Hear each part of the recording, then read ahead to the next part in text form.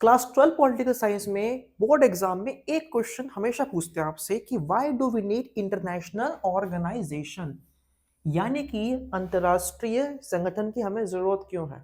तो आप एक बात जान लीजिए, एक स्टेट के लिए हमें चाहिए स्टेट गवर्नमेंट, एक कंट्री के लिए हमें चाहिए सेंट्रल गवर्नमेंट, वैसे ही पूरे वर्ल्ड को ऑपरेट करने के लिए, एक साथ ले चलने के लिए हमें चाहिए होती है कोई international organisation.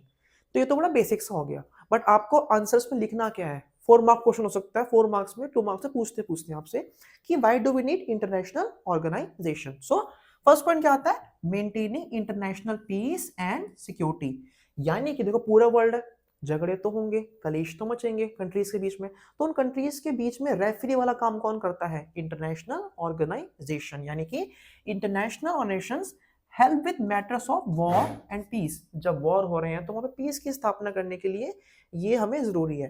Countries have conflict, भाई देशों के बीच में कॉन्फ्लिक्ट भी है, डिफरेंस भी है आपस में, okay they find contentious issues and find peaceful solution.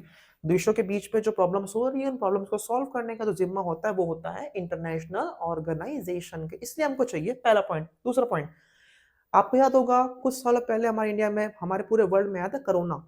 तो क्या कोरोना अकेला इंडिया कर पाएगा ठीक, या अकेले अकेले कर पाएंगे, नहीं, हमें चाहिए होती है कलेक्टिवली। तो कलेक्टिवली हमें साथ कौन लेके आया था, इंटरनेशनल ऑर्गेनाइजेशन। यानी कि taking collective actions against global challenges, भाई जो पूरे वर्ल्ड में चुनौतियां आ रही हैं उनके खिलाफ एक होने वाला काम, एक करने वाला काम कौन करता है, इंटरनेशनल ऑर्गेनाइजेशन। यानी कि there are issues which are so challenging that they can be only dealt when everyone works। कुछ चुनौतियों को हमें सॉल्व करना है एक साथ होके, अकेले अकेले नहीं, एक साथ होके। तो वो काम हमारा इंटरनेशनल ऑर्गेनाइजेशन करवाता है हमसे। आपका no country can solve these problems alone, अकेले कंट्री वो कर नहीं सकती है, इसलिए हमको चाहिए होता है इंटरनेशनल ऑर्गेनाइजेशन। नेक्स्ट पॉइंट पे आते हैं, laying down common rules and procedure. अब भाई पूरा सपोज क्या स्कूल है आपका, अब स्कूल में रूल्स होते हैं, वैसे ही बेटा पूरे वर्ल्ड के लिए कुछ रूल सेट करने वाला काम कौन करता है, इंटरनेशनल ऑर्गेनाइजेशन। यानी कि international organisation can help to produce information ideas about how to cooperate, कैसे कंट्रीज कोऑपरेट करें अलग अलग मुद्दों पे आपका।